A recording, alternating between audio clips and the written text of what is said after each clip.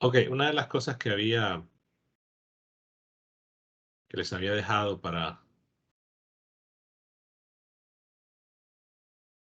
poder avanzar un poco más rápido era revisar los recursos restantes y así yo me dedicaba, bueno, al menos lo de la teoría, ¿no?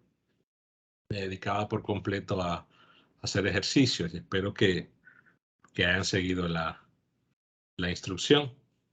Teníamos este ejercicio este fue de examen, me parece, no recuerdo qué periodo, pero ya habíamos completado algunas cosas, ¿no? Se daba el campo, la expresión real, y por el hecho de tener este exponencial decreciente, teníamos entonces o podíamos identificar que era una onda plana propagándose en un medio conductor, ¿no? La presencia de ese exponencial decreciente implicaba eso. Inge, no se mira la pizarra. Perdón, tiene razón. Acá. Bueno, lo que estaba comentando era lo que habíamos hecho ya en la clase anterior. La presencia de esa exponencial decreciente implicaba automáticamente de que era una onda, perdón, en un medio conductor. Y que se aparecía la variable x en la exponencial y la variable x dentro del argumento del coseno, pues automáticamente podíamos concluir que la onda se propagaba en dirección del eje x. Y que la dirección de la onda, de los puntos de la onda o del movimiento armónico de la onda, era en el eje Y. Pero la magnitud de esa onda iba decreciendo por la situación del exponencial decreciente. Lo que calculamos fue el campo, bueno, la velocidad de propagación.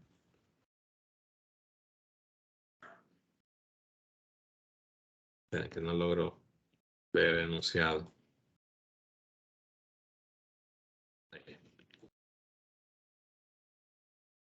Bueno, solo la velocidad de propagación, y se resaltó la diferencia entre la velocidad de propagación cuando tenemos una onda que se propaga en un medio conductor y cuando no.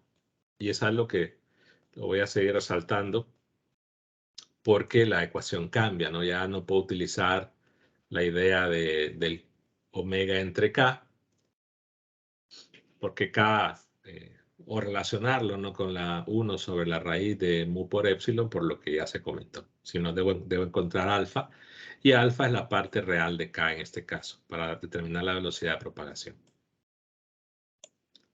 Luego piden el campo H real, la impedancia de la onda y el campo S real.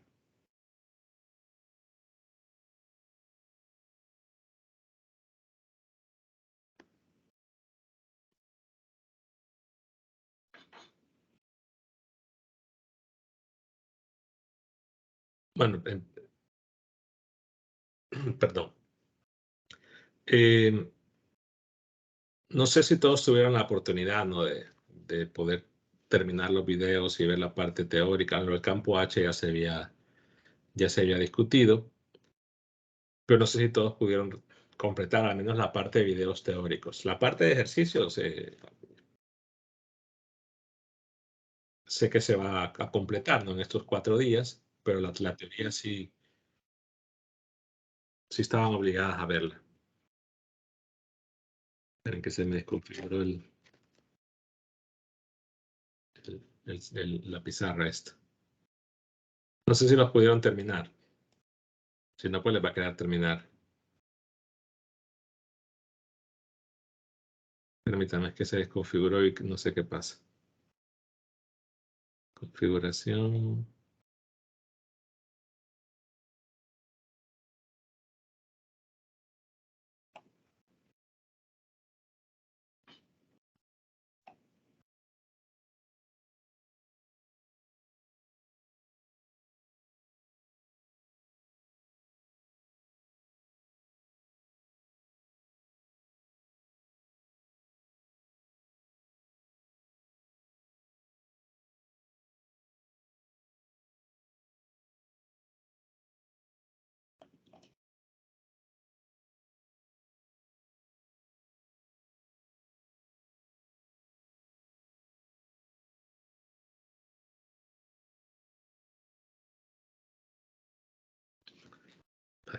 Trabo esto.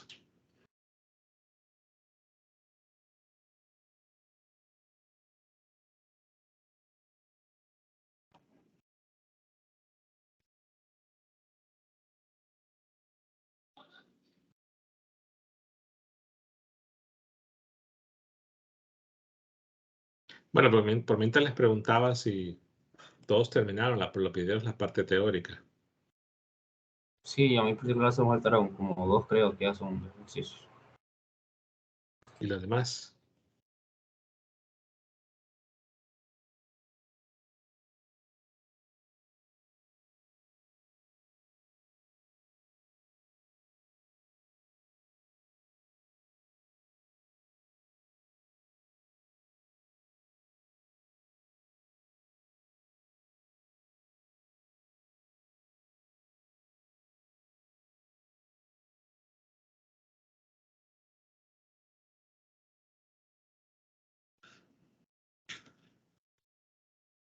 Bueno, solo responden 2.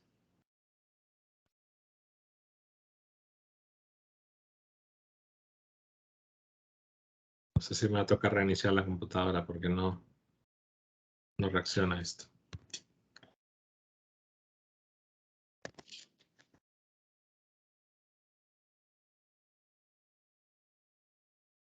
No, parece que ya. Sí. Bueno, la otra parte, las ecuaciones en realidad que se vieron cuando se estudió las relaciones con el campo H, con el campo B, para el medio no conductor son similares en realidad. No hay, bueno, la diferencia significativa o importantísima es el hecho de que K es un número complejo, pero para hacer el cálculo del campo B y el campo H, usamos justamente eso. Por ejemplo, la ecuación que teníamos antes para el campo B es la misma, ¿no? B es igual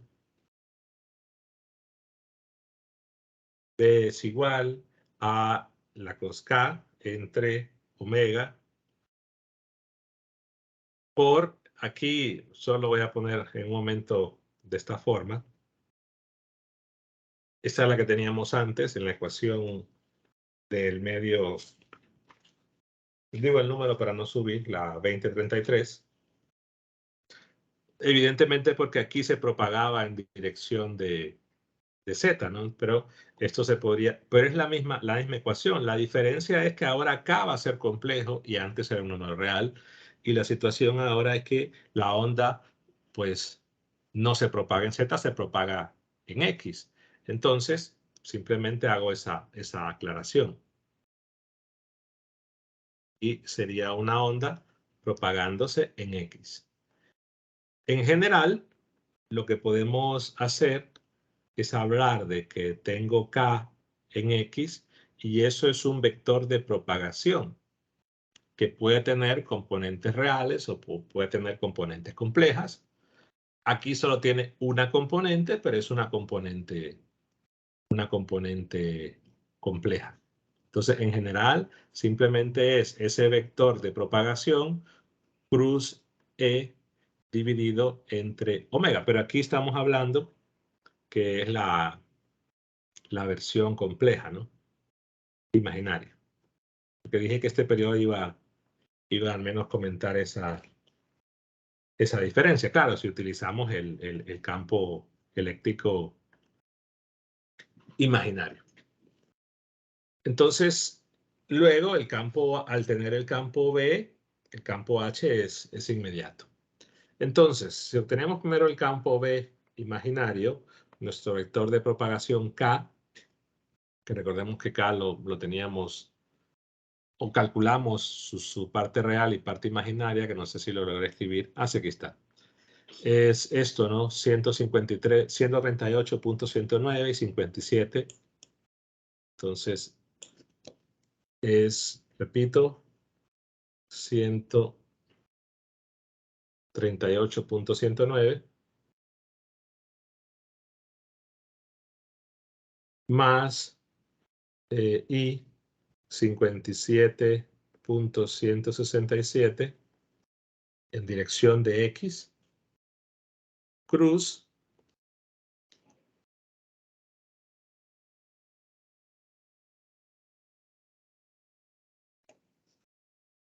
el campo complejo, que era este, ¿no?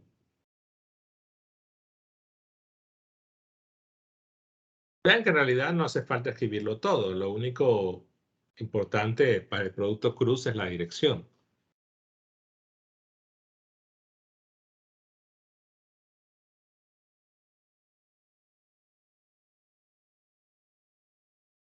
Esto ahora está como que 100 en Y.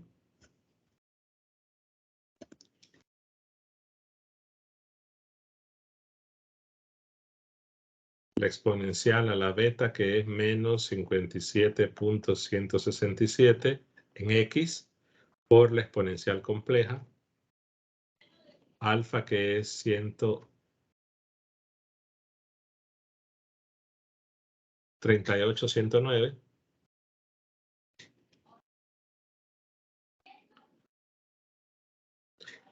Perdón, es que este programa no sé qué le... No sé si es que la pizarra no está reaccionando.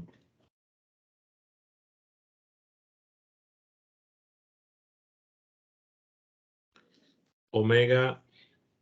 Bueno, voy a escribir el omega. Una de las cosas que podemos hacer por cuestión de tiempo es solo escribir omega. Omega está calculado, o sea.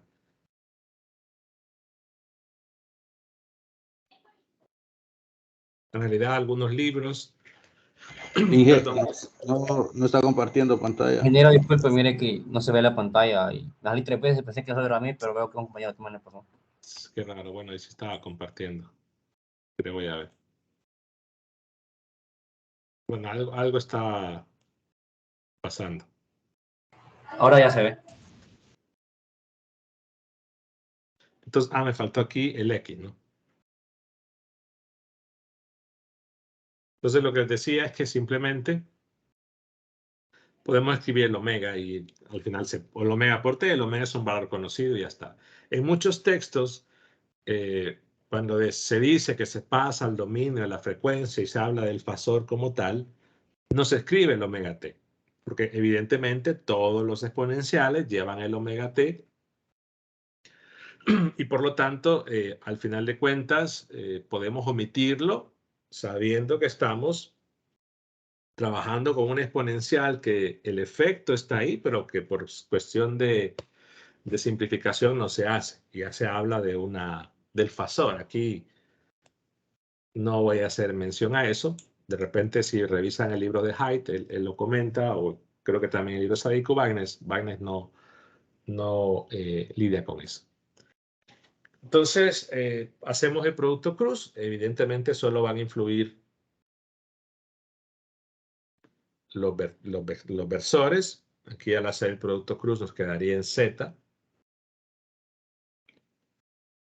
Y evidentemente para tomarle la parte real a esto, porque el campo H solo pide en el real.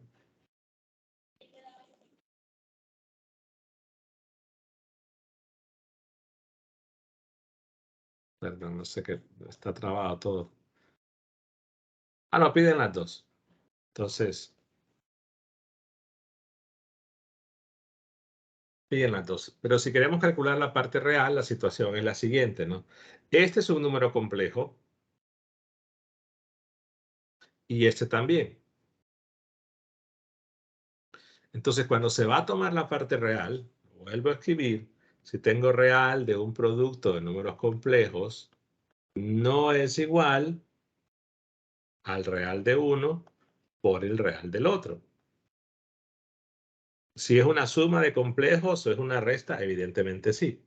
Pero si es una multiplicación, no se cumple. Entonces, lo que hacemos es pasar el que está al inicio, ¿no? Que viene del el K, se va a pasar a una forma, le puedo poner módulo de K, o lo pone Wagner, o sea, calculamos el módulo, el argumento, que Wagner le llama un omega. juntamos el exponencial complejo con el otro exponencial, de forma que solo nos queda un único número complejo combinado, y después ahí sí tomar la parte real es simplemente multiplicar por el coseno.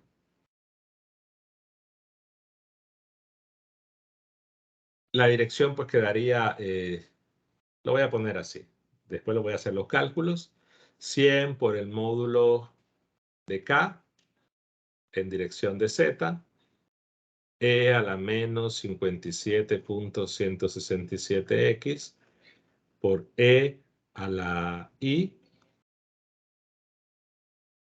por 138.109X menos omega T más el omega mayúscula,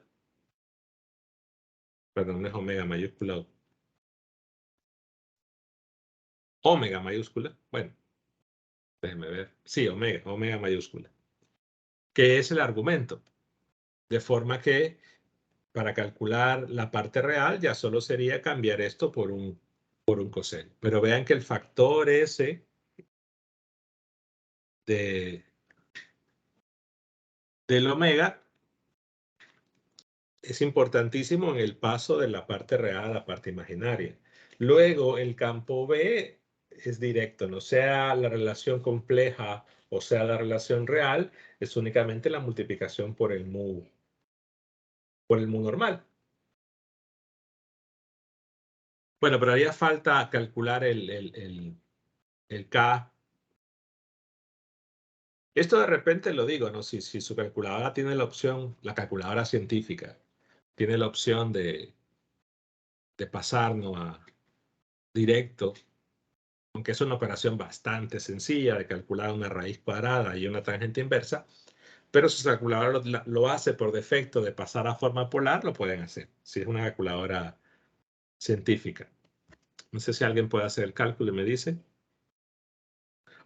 O para efectos de continuar, no hay ningún tipo de diferencia, solo se van a reemplazar después los valores de las, bueno, entre comillas, las constantes.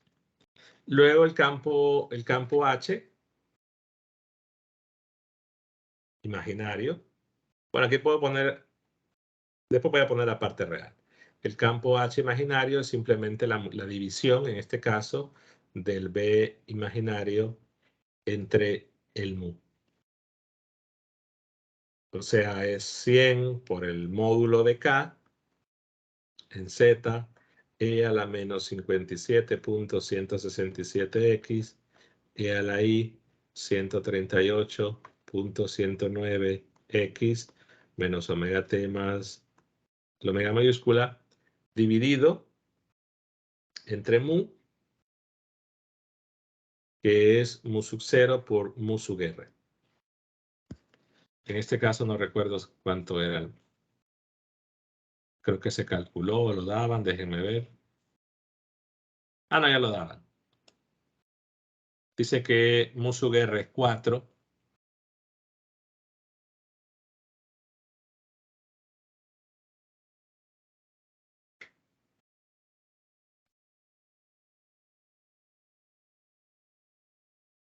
Entonces aquí lo cambio.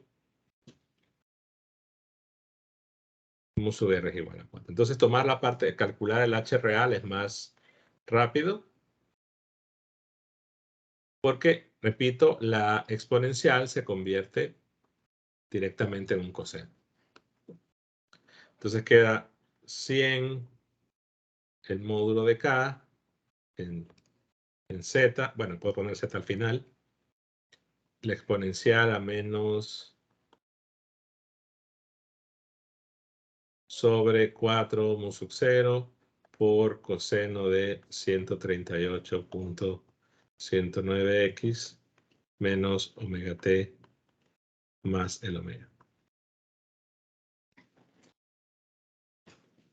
Y es solo calcular, repito, de lo que está encerrado aquí arriba en color rojo, el módulo y el argumento, la raíz cuadrada de la suma las 2 al cuadrado y la tangente inversa. Ojo, lo vuelvo a repetir acá. Cuando hagan ese cálculo de pasar a forma exponencial, es en los radianes.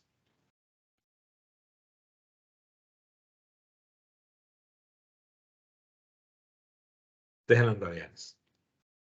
No sé si alguien hizo la operación.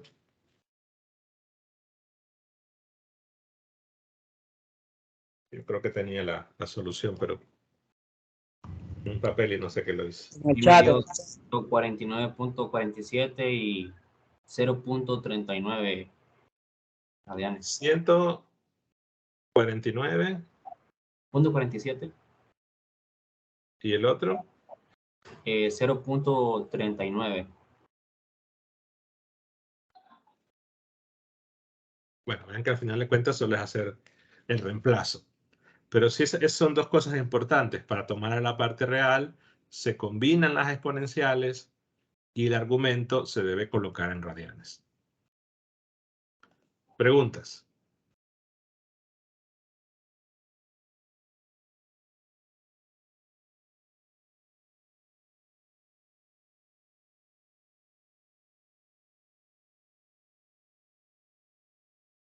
¿No? Ahí K tiene unidades, ingeniero.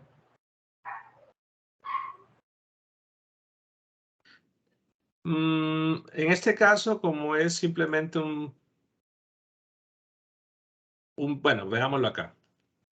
Si ustedes observan que las componentes alfa y beta, que está cortado por alguna razón, están multiplicando a la X, ¿no? Eso es independiente, o sea, en la expresión de la exponencial, K, ya sea real o ya sea complejo, multiplica la X. En el caso general, K por un vector, digámosle N, que se llama el vector de propagación,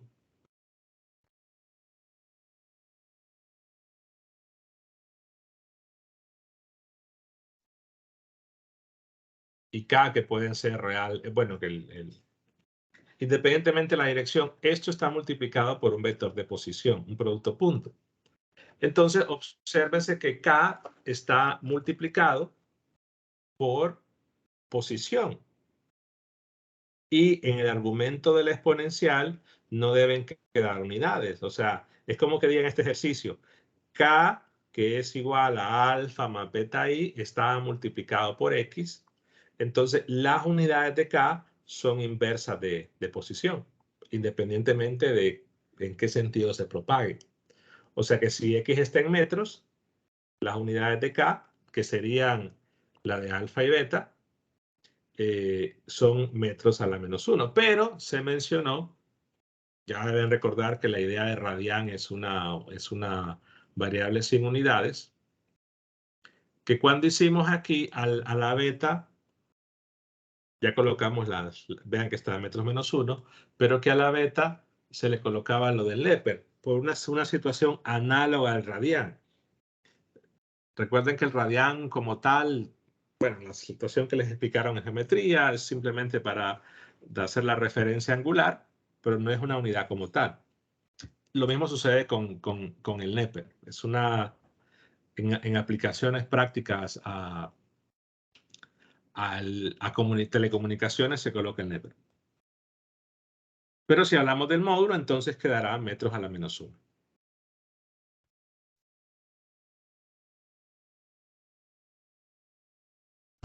¿Qué tipo de polarización sería, ingeniero? Ya vamos a ver esa parte. Hay que plantear. Voy a mostrar la ecuación. Porque preguntaba si todos vieron la parte teórica y creo que respondieron todos, los demás no sé. Veamos la otra pregunta para apostar en la ecuación e identificar qué tipo de polarización. Luego la impedancia de la onda.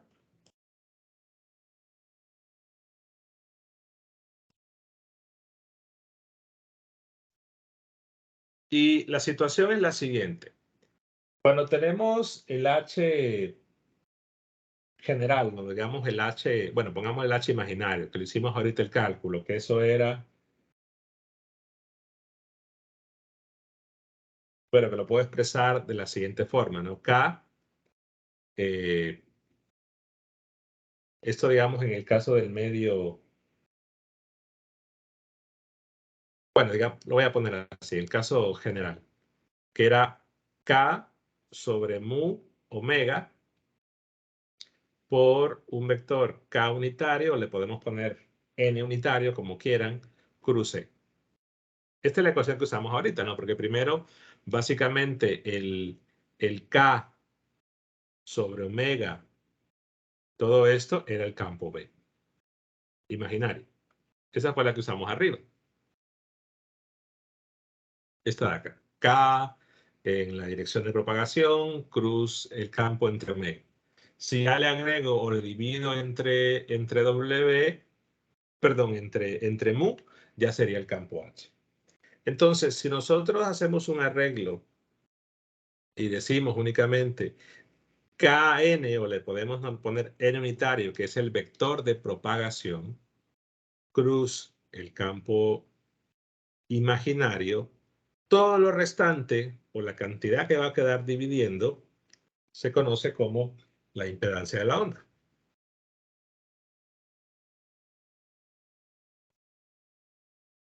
En este caso, como que es un factor que queda dividiendo, puedo decir que 1 sobre z es igual a el K entre mu por omega. Evidentemente, si K es real, el Z va a ser un real. Si K es imaginario, entonces el Z va a ser imaginario. Y en este caso, el Z es una impedancia, un valor de imaginario, cuyas unidades son ohmios. Entonces, el Z sería mu omega sobre K. En este caso, el mu, que es 4 veces mu sub 0, el omega, que dijimos que era... Bueno, cuando me deje bajar esto. 10 pi por 10 a la 8 radianes por segundo.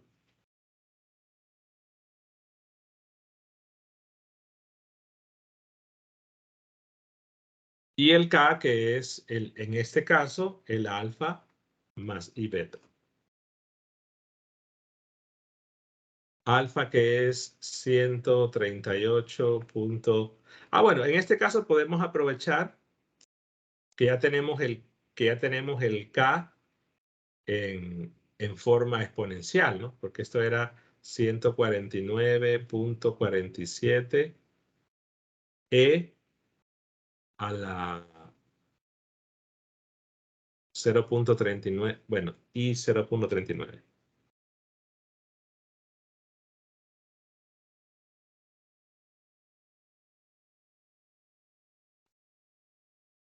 Entonces es mucho más fácil hacer la operación así.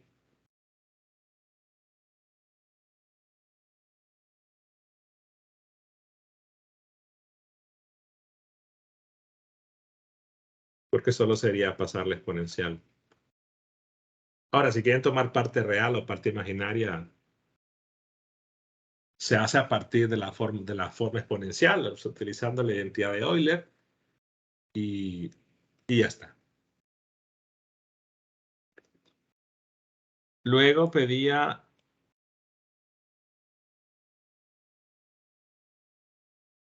el campo S real. Recordemos que ese es el vector de Poynting. Entonces, aquí sucede algo de detallar. En general, si nosotros tenemos un vector de Poynting, digamos, lo que se definió en el capítulo anterior, ¿no? Era el producto cruz entre el campo eléctrico y el campo H. Evidentemente aquí funcionará la expresión en general, ¿no? Pero estamos hablando de vectores o campos vectoriales reales.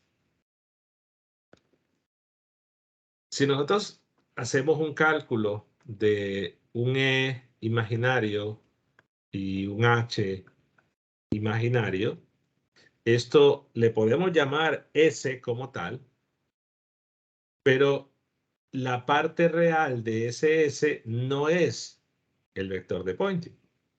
Es decir, incluso le puedo llamar una S minúscula para... De repente en los videos creo que esa es la parte que genera más confusión, que sí lo resalto en varias ocasiones. Yo tomo ese S y le llamo por lo que se va a usar después, pero si yo vengo y le tomo la parte real a ese S,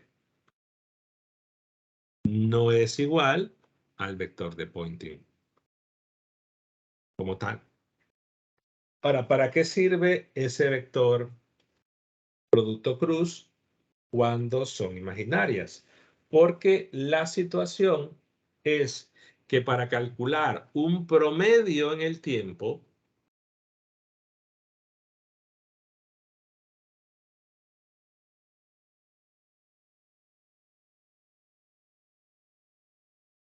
o si lo quieren llamar el valor eficaz o el valor RMS de esa expresión, se utiliza este. Hay una expresión, una ecuación bastante simplificada, en donde utilizamos el producto cruz de las expresiones imaginarias para calcular un promedio temporal o un valor promedio de flujo de energía. Pero no quiere decir que si le tomo la parte real a ese producto cruz, tengo el vector S. Ojo con eso. Entonces, por ejemplo, ese vector promedio temporal, hay dos ecuaciones bastante reducidas. Por ejemplo, si la ecuación general es esta, es decir, si hablamos de flujo temporal, el S, el flujo temporal de energía, es un medio de la parte real del producto cruz de esos campos, del E imaginario y el H imaginario. Quizás como en los videos no he hecho esa distinción, ha generado confusión, pero ese producto cruz lo usamos para ese flujo o promedio de flujo de energía, no para calcular el S real. Ahora, también hay dos versiones ya digamos, simplificadas de eso, que son las ecuaciones, creo que no están, para darles el número de una sola vez. Bueno, que si vieron los videos ya la tienen ya calculada. Por ejemplo, la primera es, aquí está. Para un medio no conductor,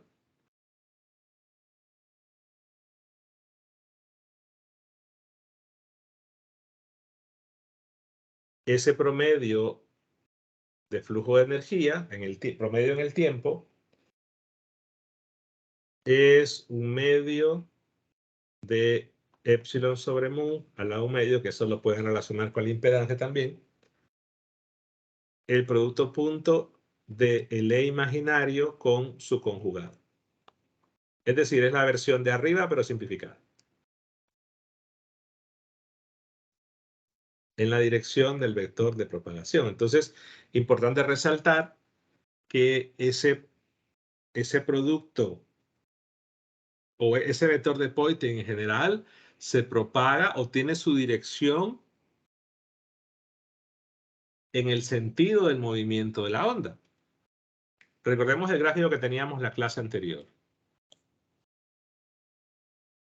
Bueno, cuando me deje subir.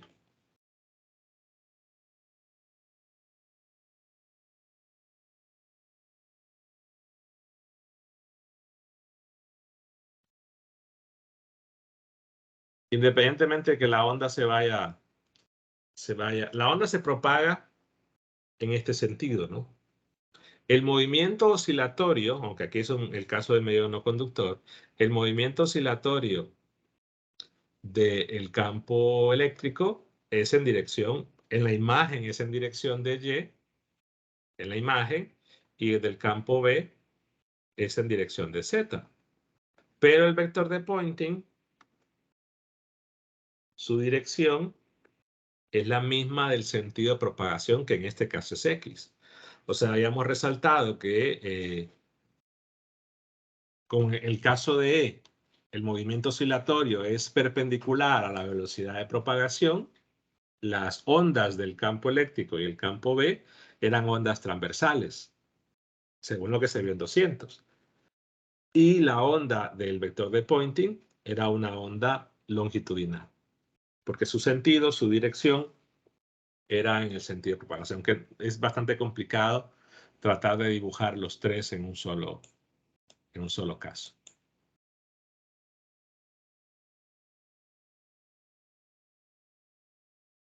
Podemos calcular entonces, ya que tenemos el campo H real, podemos calcular el H real y el campo E real, podemos calcular el S, el vector de Poynting, primero, y después ver el flujo de energía.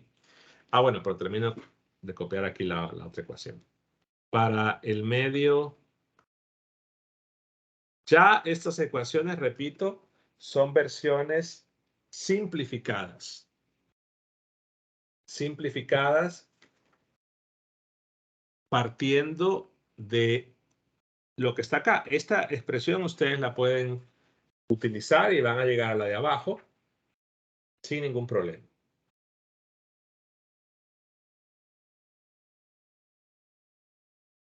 Calculo entonces el S real. Entonces el S real, el vector de Poynting, tengo que calcular el producto cruz entre el E y el H.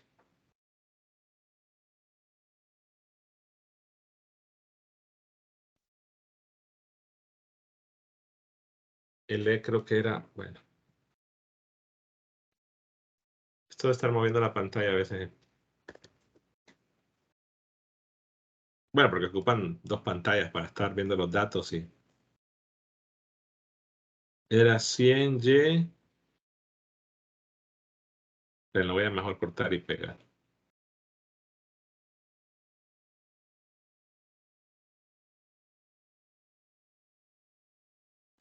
Varios han estado preguntando, ahorita no he respondido, de lo del otro periodo, que el rector dio una declaración. No sabemos nada. Es decir, el rector dio la primicia del otro periodo que va a pasar, pero no ha habido un comunicado oficial.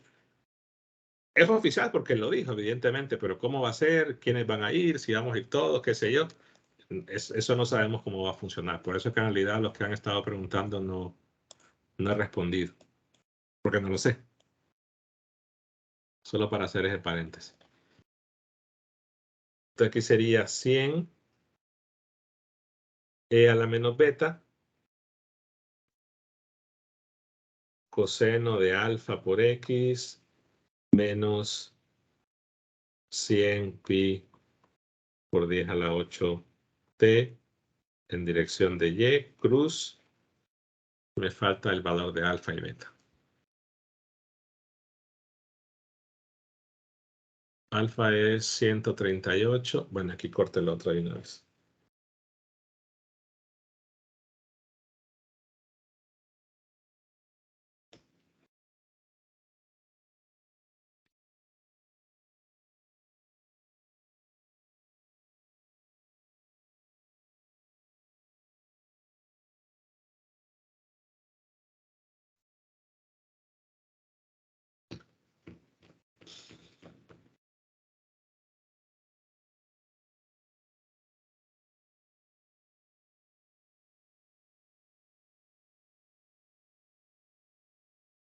Y el H era este, ¿no?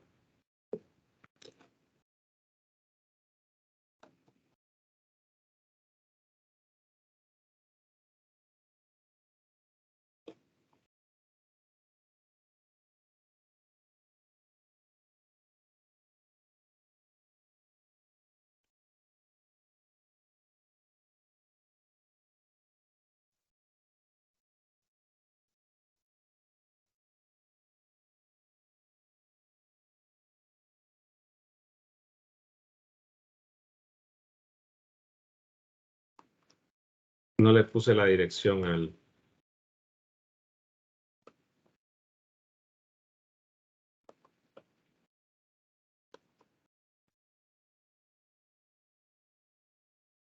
Creo que arriba no le puse la dirección al campo.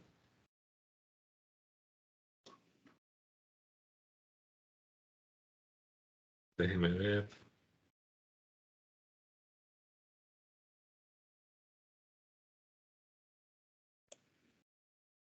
Sí, no se la puse, que era dirección Z. En la parte de abajo no se la puse.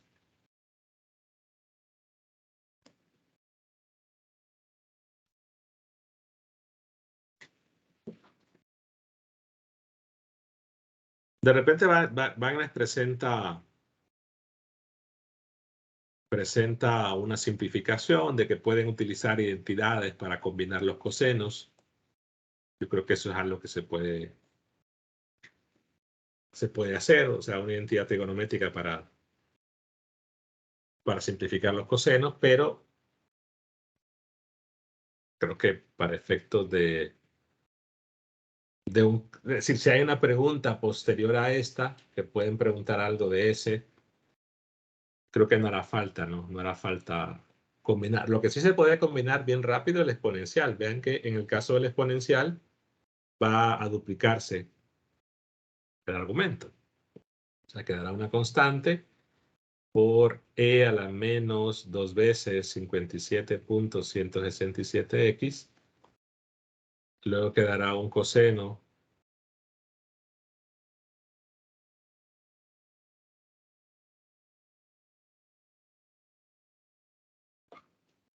por otro coseno que difieren en los argumentos. Dicho de otra forma, no están en fase.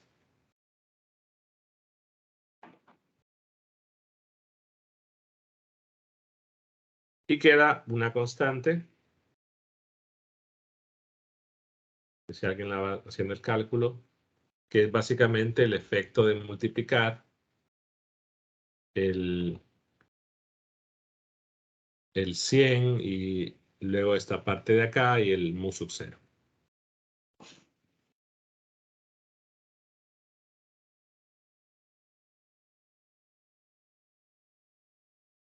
Repito, si alguien quiere utilizar alguna identidad o ver las expresiones que aparecen en Wagner, simplificado,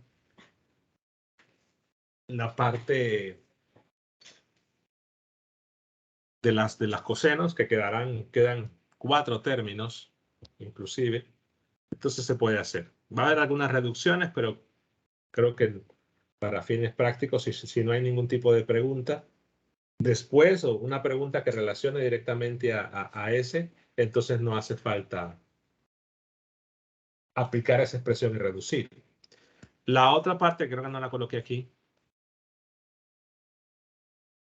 es la expresión, repito, el promedio temporal es un medio de la parte real, pero es que el promedio temporal no es lo mismo. Es decir, este es un promedio en el tiempo. Como, no sé si habrán llevado circuitos que ustedes tenían de repente una función del tiempo y que integraban en un periodo, o digamos de 0 hasta un periodo, y dividían entre un periodo. Eso lo comento en la parte teórica.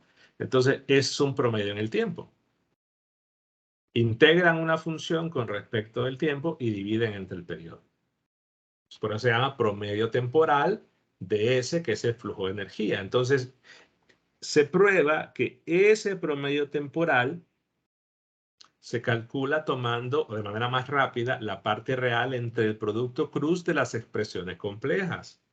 Se usan para eso las expresiones complejas. Pero no puedo calcular el S real tomando la parte real del producto cruz de las expresiones complejas, porque ya dijimos que la parte real de un producto, es decir, de un producto Z1 por Z2, no es igual a la real de uno por la real de otro, por esa razón. Entonces, esto se usa acá, pero en realidad no se usa porque ya tenemos las expresiones simplificadas, me falta escribir la otra, que salen a partir de esto de acá. Entonces, el producto cruz de las expresiones complejas, E y H, se utiliza en el flujo temporal, pero en realidad no hace falta porque nos vamos con la expresión reducida. Si vamos con esa expresión, hay, digamos, varias opciones. Creo que la más simple es la que aparece Wagner en la que ya aparece en términos de beta y alfa.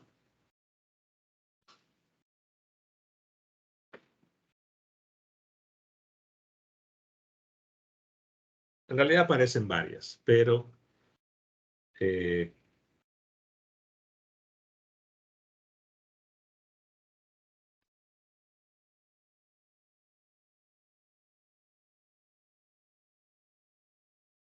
donde aquí la variable esta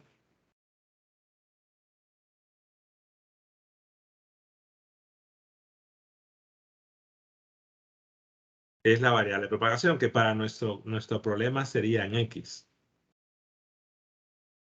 La variable en el sentido de propagación. Entonces podemos hacerlo de las dos formas.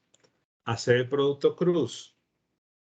Me faltó aquí el conjugado, perdón. El producto cruz con el conjugado.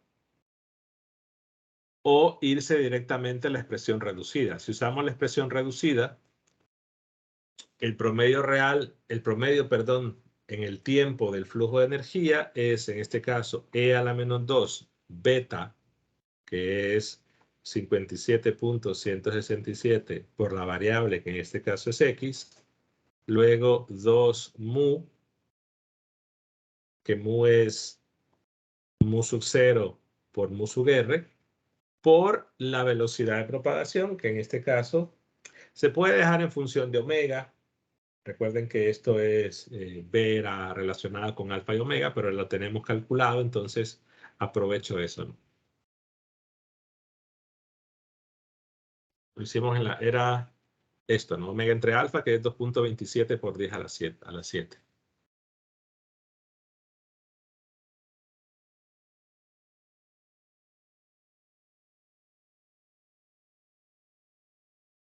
Y en este caso, el E0 cuadrado hace referencia a la magnitud del vector. Recordemos que el campo eléctrico se escribía en general así, ¿no? Un vector, que eso se llama vector de polarización, por la exponencial. Sea compleja, perdón, que el K sea complejo o el K sea real, se escribía así.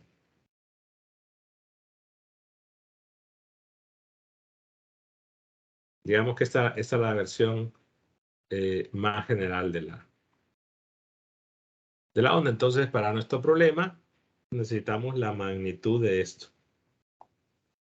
de ese vector. En general, si la expresión, repito, si K es real o imaginario, ese vector que multiplica la exponencial se identifica directo de la expresión, que creo que era 100 en este caso.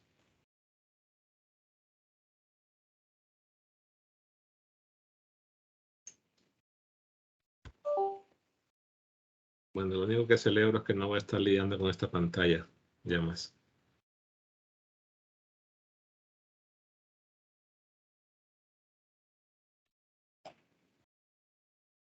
Permítame, que no sé qué pasó. Ah.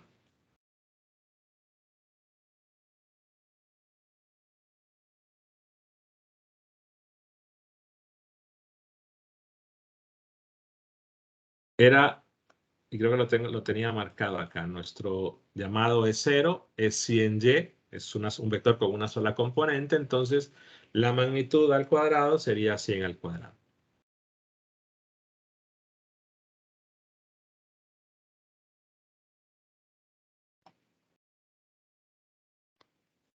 Entonces, siguiendo la expresión, sería 100 al cuadrado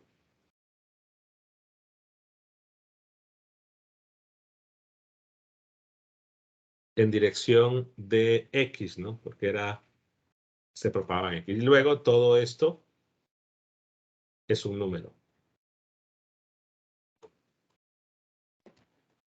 Se reemplaza el valor de mu, el Musuguerre, que era 4, y queda evidentemente en función. Hay una diferencia, repito, en el promedio temporal, que tienen las dos expresiones del libro ya simplificadas, que se pueden calcular a partir, si no quieren, digamos, recordar esas dos fórmulas, se van a la primera, que esa funciona en cualquiera de los dos casos. Pero las dos que aparecen abajo, que tengo el cursor encima, son versiones simplificadas.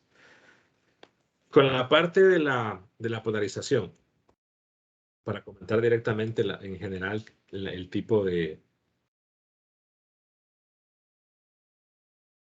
¿Alguien preguntó algo?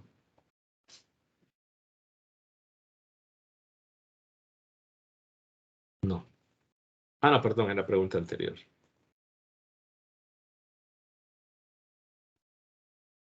En uno de los recursos que les pedí que vieran, se hace la deducción de la siguiente ecuación.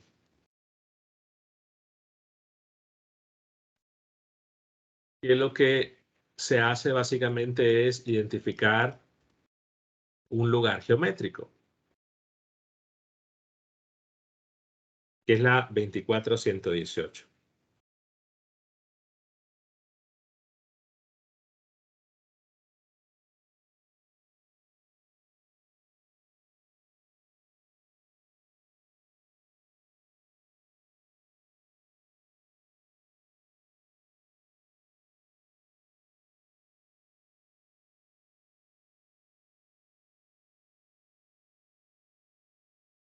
Para ello se parte de una expresión de campo eléctrico, donde E1 y E2 básicamente son la parte real, perdón, el módulo de cada componente. Y aquí está. El campo es así. En general se consideran, aquí la situación es una onda que se va propagando en Z y que tiene componentes X y Y. En nuestro caso es una onda que se propagaba en X y solo tenía componente Y. Entonces, esta en general es la ecuación de una cónica. Es decir, si empiezo a... Bueno, vean la deducción, está hecho en el video, para eso se los dejé. Pero esta ecuación representa una cónica. En realidad se puede probar que esa cónica únicamente puede ser una elipse o un círculo. Bueno, puede ser una recta, pero evidentemente no es una cónica. Lo que quiero llegar es que se descarta una situación de que vaya a ser una parábola o una elipse. Entonces, lo que se busca con el hecho de hablar de polarización es cuál es la representación del lugar geométrico. Particularmente en la clase anterior, en una de las clases creo que tenía una imagen y la voy a aprovechar. Acá. Y aquí, digamos, está claramente la representación. Lo que nosotros tenemos acá, en la situación de la izquierda, es una polarización lineal.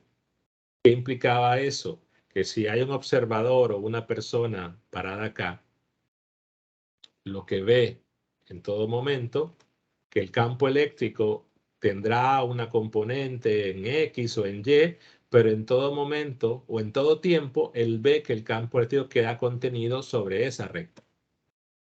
Que de repente en cierto instante el campo eléctrico va a tener una magnitud menor, una magnitud mayor, pero su lugar geométrico es siempre una línea recta.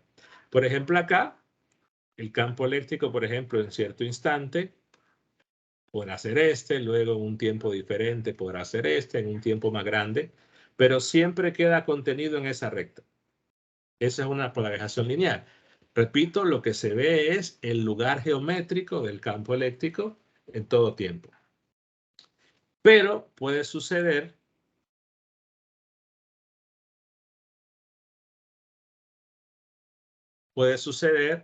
que las componentes, la componente X, la componente Y, vayan cambiando de forma diferente, que no estén en fase las componentes entre sí, o que se cumpla alguna relación de ángulos como tal, pero que el lugar geométrico para diferentes tiempos, lo que va sucediendo es que la dirección va cambiando. Es decir, aquí podrá pasar un instante T1, un instante T2, un instante T3, pero la dirección del campo y su lugar geométrico se mantiene sobre esa recta. Pero podrá ir cambiando en el tiempo y puede ocurrir lo de la imagen del medio, que el lugar geométrico que describa ese vector en todo instante de tiempo sea un círculo o sea una elipse. Y ahí hablaríamos de la polarización circular o una polarización elíptica. Pero es en base a el lugar geométrico del campo eléctrico. Entonces, la ecuación que teníamos, bueno, lo comento rápido, ya estamos sobre la hora. La ecuación que teníamos al final, la 118, ya me dice cómo relacionar el lugar geométrico en función, evidentemente, de los ángulos, que son los argumentos de las componentes y de los módulos de las componentes, en el caso que sean números complejos. Independientemente de que sea una onda con un medio conductor o no. Lo que sería una situación de la elipse que se va reduciendo sus ejes, o un círculo que se va reduciendo el radio, pero independientemente de eso, el tipo de polarización se mantiene. Entonces, para nuestro ejercicio, lo que teníamos es únicamente, bueno, aquí puedo cambiarlo, porque el componente, la polarización era en X, teníamos el factor E a la menos, aquí sería alfa X, beta X, pero esto, repito, esto es irrelevante para identificar el tipo de polarización, y teníamos una componente únicamente en Y, esto desaparecía. Y la componente era real. Por lo tanto, este ángulo es 0. Y el otro ángulo, pongámosle que también es 0 y que E1 es 0. Entonces la situación es más fácil. Las situaciones que podemos identificar, por ejemplo, si se da esto se convierte en la ecuación de un círculo, si esto se convierte en la ecuación de una elipse o se convierte en una ecuación de una recta, dependerá de cuánto sean la diferencia entre esos ángulos. Que aquí los ángulos son iguales en nuestro ejercicio porque ambos son 0. Entonces, si ambos son 0, aquí quedará 0, aquí quedará 1. Pero también la componente E1, en este caso, es 0. Entonces, si esa componente E1 es 0, quizá va a ser más complicado identificarlo a partir de la relación que está acá, porque evidentemente como aparece el E1 dividiendo, se considera, ¿no?, que tiene que ser diferente de 0 para que pueda cambiar. Entonces, los casos que están discutidos en el libro son los siguientes. Si la diferencia de los ángulos es 0, lo que se va a tener es una polarización lineal. Si la diferencia es 0, independientemente de que el E1 aquí sea 0, por lo que ya comenté, pero si la diferencia de los ángulos es 0, es decir, que los dos son reales, eso abarca en el caso de que sean reales, su diferencia va a ser 0, que es el caso de ahorita, entonces lo que tendríamos es una polarización lineal.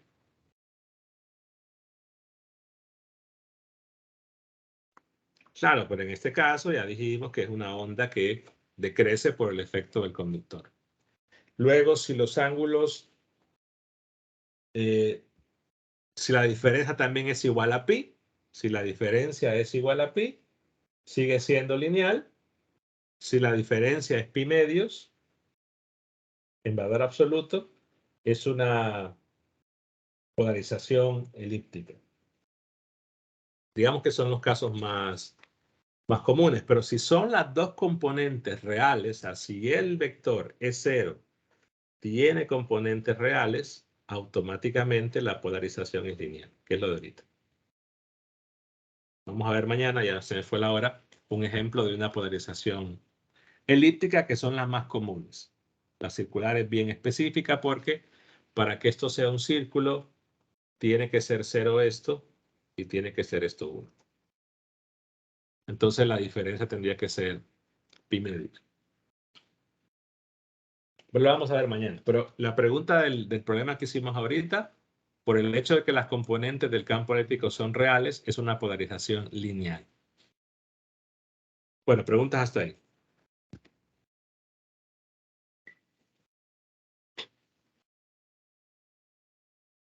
¿No? Bueno, nos vemos entonces mañana. Buenas noches.